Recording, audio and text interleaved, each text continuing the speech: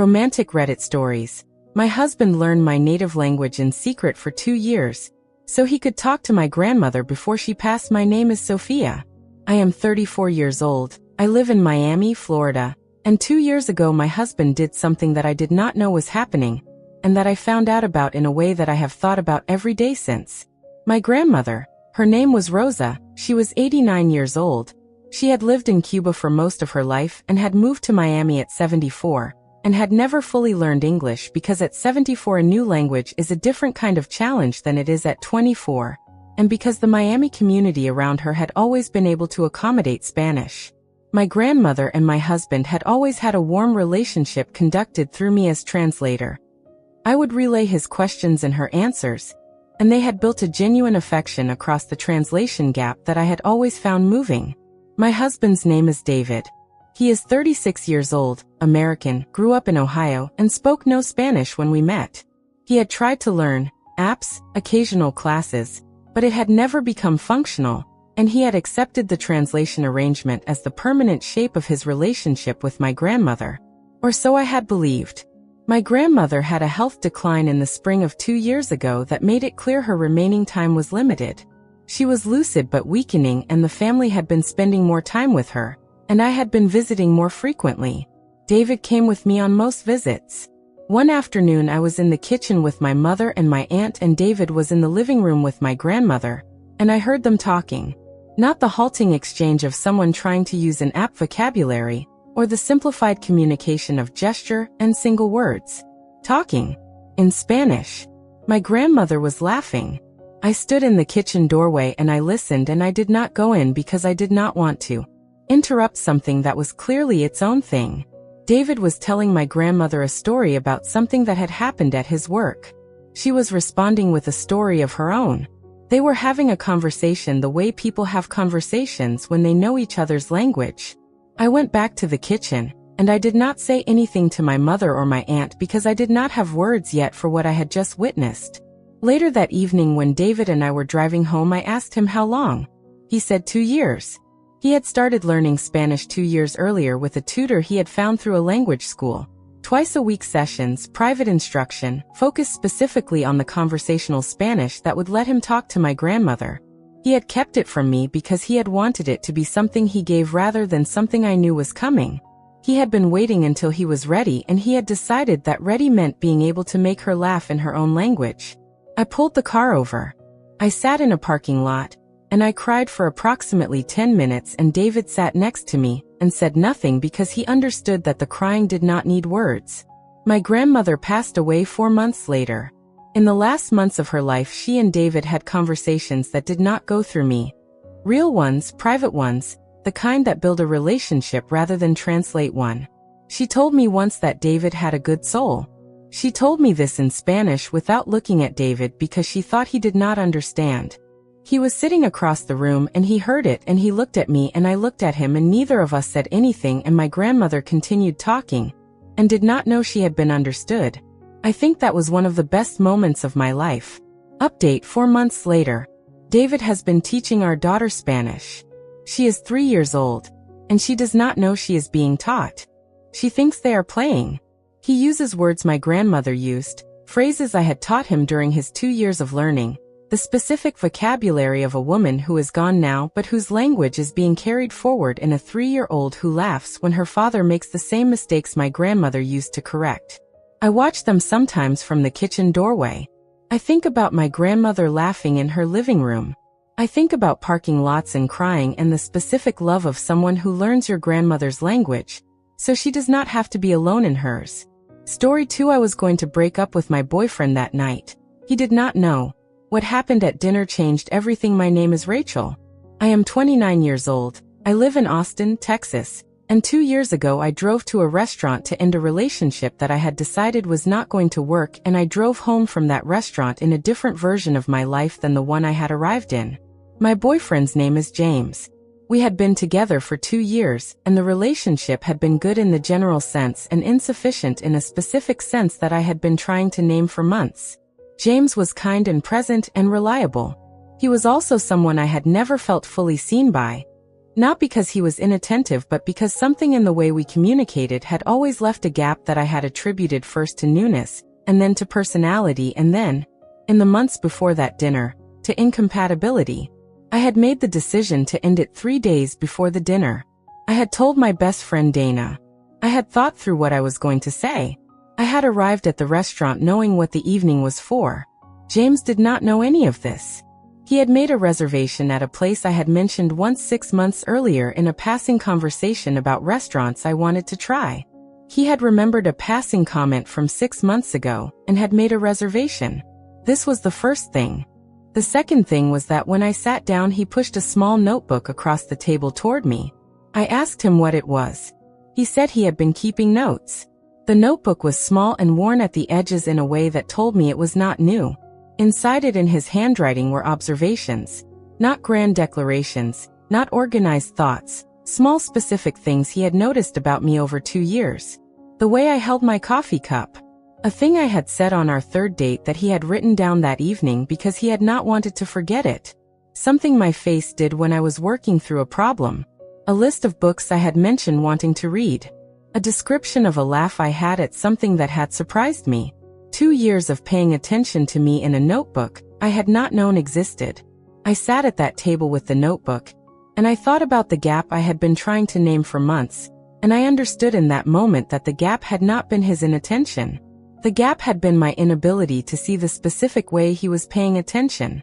I had been looking for a kind of attention that announced itself, and had not recognized the kind that was quietly filling notebooks.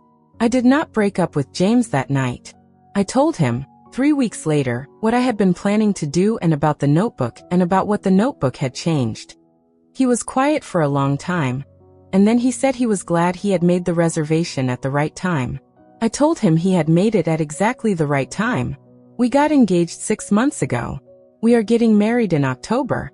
Update, 3 months later. I have been adding to the notebook. James does not know yet. I found a matching one at the same store and I have been keeping my own notes about him for 3 months. I am going to give it to him at our wedding.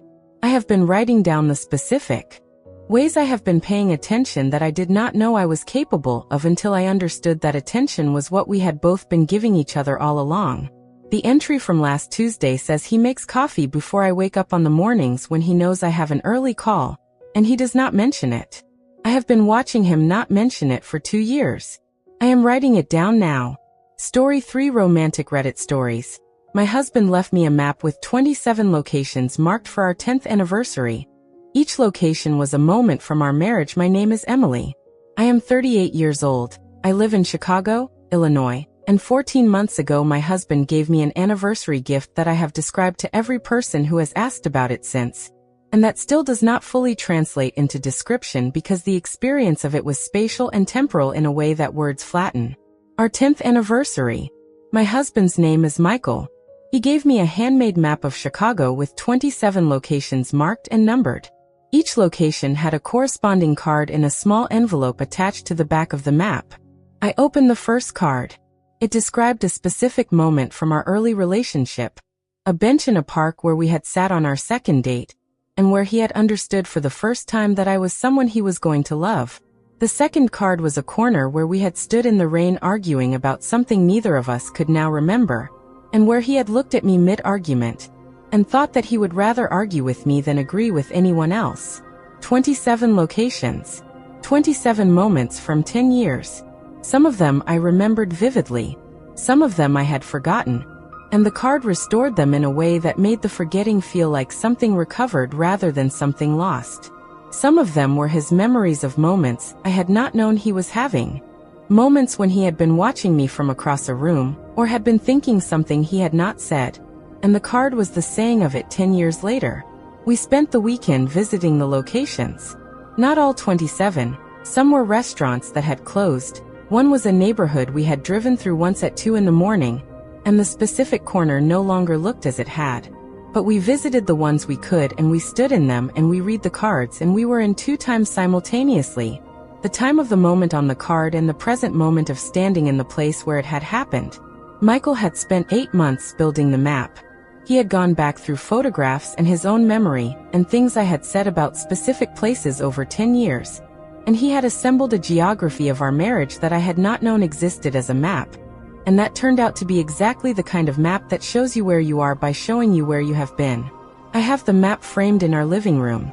When people ask about it, I tell them the story. When I finish telling the story, most of them say something about what a romantic gesture it was. I always say it was not primarily romantic. That romantic was the surface of it, and that what it actually was underneath was a decade of paying attention assembled into something I could hold in my hands, and that what I felt when he gave it to me was not swept off my feet but seen, completely and specifically seen, which turns out to be the thing I had wanted more than any other thing in 10 years of marriage, and had not known how to name until a handmade map of Chicago named it for me. Update: 4 months later, I have started a 28th location. I have not told Michael. It is a place we went 3 months ago. A bookshop we found by accident on a Saturday afternoon when we had no particular plan, and ended up spending 2 hours in the kind of comfortable silence that belongs to people who have been together long enough. That silence is its own language. I took a photograph of the shop without telling him why. I am writing the card. I am not sure when I will add it to the map, but I am writing the card now because the moment happened and it deserves to be recorded, and because I have learned from a man who kept 27 moments that keeping moments is one of the ways love becomes something you can hold. That silence is its own language. I took a photograph of the shop without telling him why. I am writing the card. I am not sure when I will add it to the map, but I am writing the card now because the moment happened and it deserves to be recorded, and because I have learned from a man who kept 27 moments that keeping moments is one of the ways love becomes something you can hold.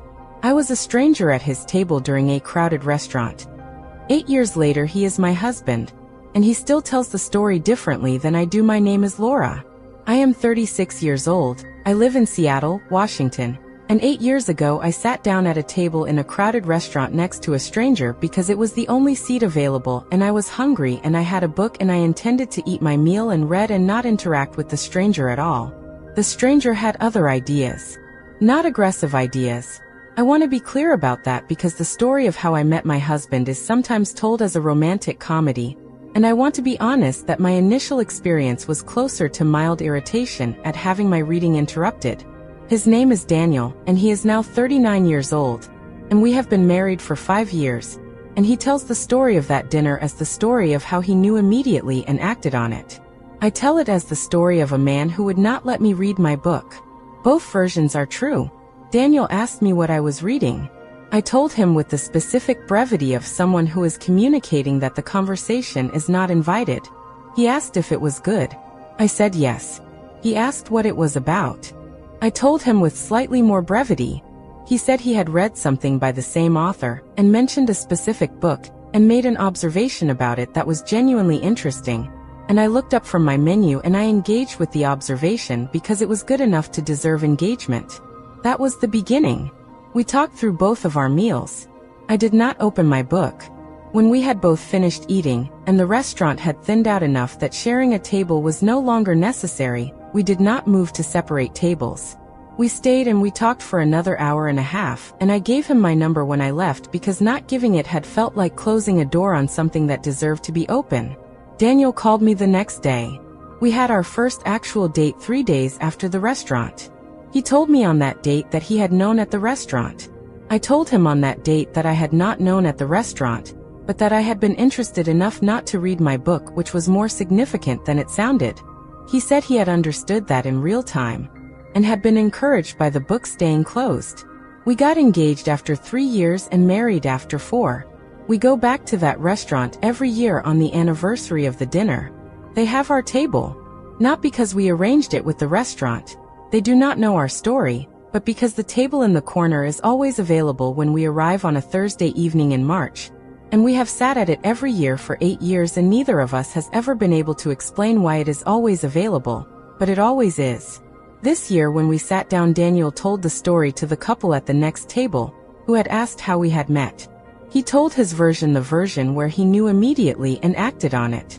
I listened to his version with the specific warmth of someone who has heard it many times and finds it more true every time they hear it. Then I told my version, the book version, the mild irritation version, the version where I gave him my number because closing the door had felt wrong. The couple at the next table said they were the same story. I said yes. They are. Update, 4 months later. We went back to the restaurant last month. The table in the corner was available. We sat at it, and we ordered what we always order, and Daniel told me something he had not told me before. That on the evening of the original dinner, before I sat down, he had been about to leave. He had finished his meal, and had been deciding whether to get dessert, and had decided against it, and had asked for the check. The check had taken longer than expected. I had sat down before the check arrived. If the check had arrived 2 minutes earlier, he would have been gone. I sat with that for a moment. Then I said, so we owe our entire marriage to a slow check. He said, we owe our entire marriage to a slow check and a book you did not open. I said the book was very good though. He said he knew and that was why he had asked about it. We had dessert. We do not usually have dessert. Some evenings deserve dessert. My name is Margaret. I am 44 years old. I live in Portland, Oregon, and 6 months ago my husband placed a box on the kitchen table on my birthday, and inside it was my childhood home in miniature. My childhood home had burned down 11 years ago. A fire that had taken the house my parents had built, and that I had grown up in, and that had been the specific geography of my earliest memories. The loss had been a grief I had processed and moved past but had never fully left. The house had existed in my memory with the specific vividness of places that are gone and that your mind preserves in compensation. My husband's name is Thomas. He is 47 years old, and he is a carpenter by trade and a patient man by nature, and he had spent 3 years building a 1/12 scale replica of my childhood home using photographs. My descriptions, my mother's memories solicited in careful conversations he had conducted without my knowing, and the specific knowledge of construction that his 20 years of carpentry had given him. The miniature is 14 inches wide and 11 inches tall, and every room is furnished with handmade pieces that correspond to my descriptions of what each room had contained. The kitchen has a table the right shape. My childhood bedroom has a window in the right wall. The back porch where my father used to sit in the evenings has 2 chairs. Thomas had not told me he was building it, because he had wanted it to be something I received rather than something I anticipated. He had kept it at his workshop, worked on it on evenings when I was otherwise occupied, solicited information from my mother under the guise of asking about family recipes that he had said he wanted to learn. My mother had known for 2 years and had said nothing. I sat at my kitchen table on my birthday, and I held my childhood home in my hands, and I understood that my husband had spent 3 years reconstructing something I had lost because he had understood that the losing had never fully ended and had decided to do something about the ending. I did not say anything for a long time. Thomas sat across from me and waited because he had learned in 17 years of marriage that I sometimes needed time before words were available, and that waiting was the right response to that need.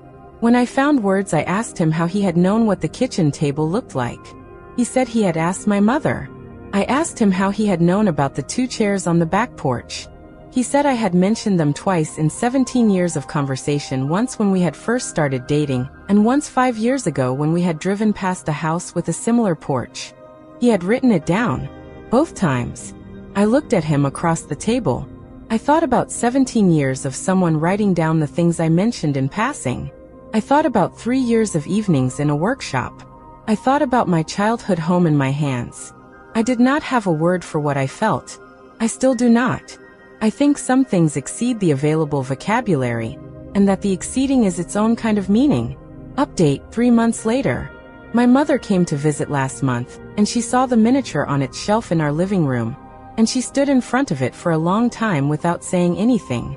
Then she pointed to a detail in the front room, a small bookshelf that Thomas had built into the replica, and she said that was where your father kept his books, and her voice was different when she said it. Thomas was in the next room, and he came to stand in the doorway, and my mother looked at him and said thank you in a way that was not about the miniature only, but about something larger that the miniature contained. Thomas said it had been his pleasure, and I think he meant it in a way that was complete and true. We stood in our living room, the 3 of us, looking at a house that no longer existed in the world, except in one room in Portland, Oregon, on a shelf between the window and the door. And I thought that preservation is one of the forms love takes when it has time and skill, and the willingness to pay attention to what someone has lost.